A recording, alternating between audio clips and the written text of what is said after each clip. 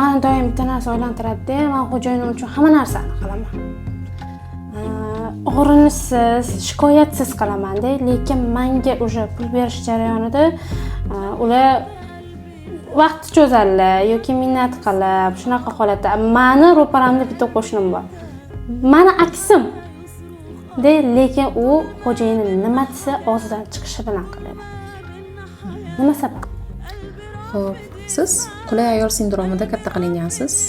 U haqiqiy ayoldek katta qilingan. U ko'proq o'zini sevadi, o'zini tanlaydi. Siz bo'lsa ko'proq boshqalarning roziligini olish uchun harakat qilasiz. Va boshqalarning roziligini olishga haddan ortiq berilganingizda, buni energiyasini his qilgan odam o'zini balandroq, sizni pastroq his qiladi. Natijada siz qadrsizlanasiz. Bizda bugungi jamiyatda ayollarni juda ham qulay qilib tarbiya qilishyapti, qizlarimizni juda ham qulay qilib tarbiyalashyapti. Buning natijasida ayolni haqiqiy ayoliy sifatlarida yemirilishni boshlaydi. Haqiqiy ayol aslida qanday bo'ladi? Haqiqiy ayol qulay bo'ladimi? Yo'q, aksincha haqiqiy ayol o'zini sevadigan, qadrlaydigan va albatta turmush o'rtog'iga noqulay bo'ladi. Noqulay ayol turmush o'rtog'ini o'stira oladi, rivojlantira oladi.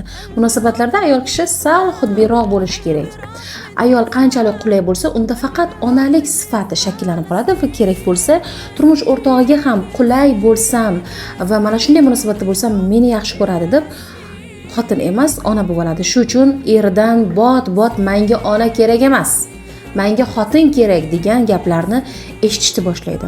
Agar sizda ham shu kabi muammolar kuzatilayotgan bo'lsa, Telegram kanalda masshtabniy transformatsionniy efir tayyorlayapman. Mana shu efirda siz barcha shu kabi savollaringizga va muammolaringizga yechim topasiz. Efirda qatnashish uchun pastdagi havola orqali ro'yxatdan o'ting.